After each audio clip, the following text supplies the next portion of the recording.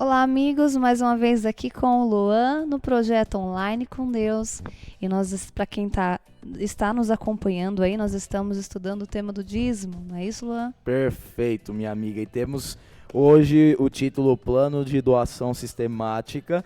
E gostaria de estar perguntando para você o que era esse plano que a igreja então adotou. Conforme nós estudamos ontem, a igreja teve que adotar, né, um sistema de doações de dinheiro, né, para que financiasse a pregação.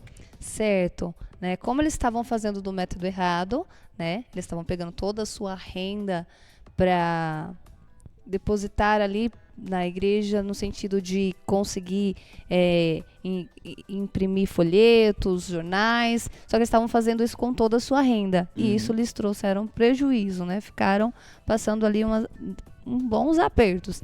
Então, eles foram estudando na Bíblia e entenderam que havia necessidade de ter um plano de doação sistemática, que era onde os membros daquela comunidade passaram a depositar um valor semanalmente, fielmente, inclusive, e ali, com esse valor, eles não precisavam mais tirar da sua renda, né? Eles também faziam a parte deles, mas porém não tirando toda a sua renda. Então, Legal. esse valor contribuiu, expandiu a pregação do evangelho de uma maneira assim maravilhosa. Legal. E como é que era a doação aí entre os homens e as mulheres, né? A lição ela comenta Sim. que a porcentagem, né, de doação para os homens era diferente do que as mulheres davam, certo? Sim, porque naquela época era comum o homem trabalhar e a mulher ficar em casa, né? A mulher trabalhar em casa. Então a renda da mulher sempre era menor, né? Então era proporcional à sua renda. Então o homem 5, o valor 5, a mulher valor 2 e assim por diante. Então aquele que tinha mais doava mais, aquela que tinha menos doava menos. Você vê a justiça, né? Até na forma deles calcularem isso. Existia uma justiça, existia algo que foi assim organizado, né? De maneira sábia. Sim, então, de vez o gasto agora ficar centralizado em um ou outro, agora a igreja inteira estava contribuindo um pouquinho aqui, um pouco lá, que no caso virava um montante que eles iriam poder utilizar, né, para fazer as manutenções nos templos, a fazer as impressões dos folhetos para fazer as Sim. pregações, e assim ninguém mais precisava ficar apertado, né, minha amiga? Exatamente. E o importante também da comunidade participar como um todo é que quando você participa, você se envolve na causa, você começa a se envolver de uma maneira mais fervorosa, né? Aquele Uhum. que não está participando, está só assistindo e tal, ele tem um contato, mas é mais frio, é mais distante, algo não tão envolvente. Agora, quando todos passam, né? Porque você vê, aquele fervor todo, aquela energia toda estava nos três, né? No Sim, Tiago, na Ellen e no Uzias. Uriah Isso, Smith. exatamente. O nome dele é um pouquinho É difícil o nome difícil. dele. Mas enfim, aquela energia toda estava nos três, porque eles estavam se envolvendo demais na causa. Quando eles passam isso para a comunidade, para que todos se envolvam, flui muito. Então, assim, expandiu a pregação do evangelho, porque toda a comunidade passou a ter aquela mesma energia, aquela mesma vontade de que o evangelho se expandisse, né? De Uriah maneira Smith, esse é o nome. exata. Só que, amiga, a gente também tem que pontuar, né, que a doação sistemática, os valores do dólar naquela época não eram os mesmos de hoje, tá? Então, claro, a gente pode fazer uma comparação com o que tem hoje, que é o nosso mundo, mas Sim, os valores eram um pouco diferentes aí do valor de mercado que o dólar valia, né?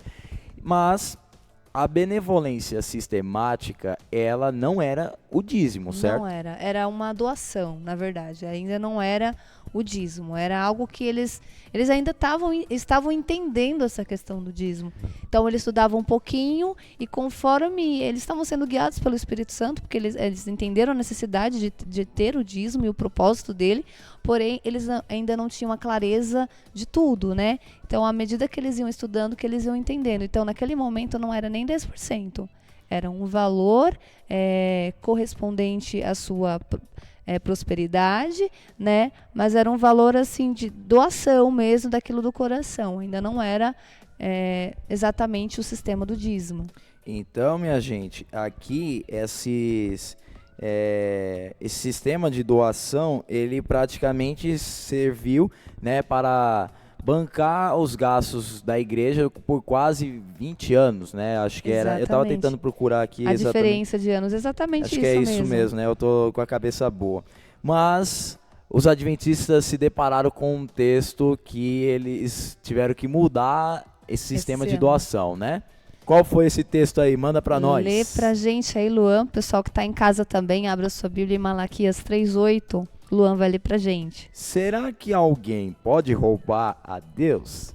Mas vocês estão me roubando e ainda perguntam em que te roubamos?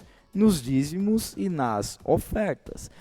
O que Malaquias 3 influenciou ali a vida dos pioneiros, quando eles descobriram esse texto?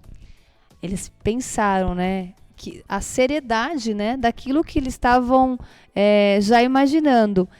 Porque assim, roubar a Deus, pesado, né? Roubar a Deus. Roubar já é algo assim ilícito, né? Está nas leis morais de Deus. Mas roubar a Deus é algo assim tremendo. E com certeza, se eles depararam com Malaquias 3:8... Ficaram assustados. Eles ficaram assustados, mas assim, se você voltar para Malaquias 3:6, olha o que diz lá. Porque eu, Senhor, não mudo. Por isso vós, ó filhos de Jacó, não sois consumidos. Desde os dias dos vossos pais vos desviastes dos meus estatutos e não os guardastes. Tornai-vos para mim e eu tornarei para vós, diz o Senhor dos Exércitos. E aí ele fala, né, que todavia me roubará o homem a Deus, todavia vós me roubais e dizeis, em que te roubamos, Senhor? Nos dízimos e nas ofertas.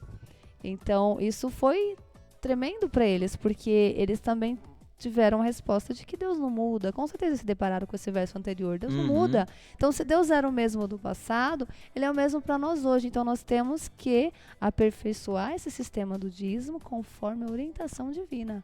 Certo. Então, minha gente, os adventistas, depois de 20 anos que já estavam fazendo esse sistema, descobriram a passagem de Malaquias 3. E isso modificou todo o sistema da igreja para o recolhimento, então, do dinheiro para financiar a pregação inteira. Amanhã estaremos conversando mais sobre o desfecho dessa história.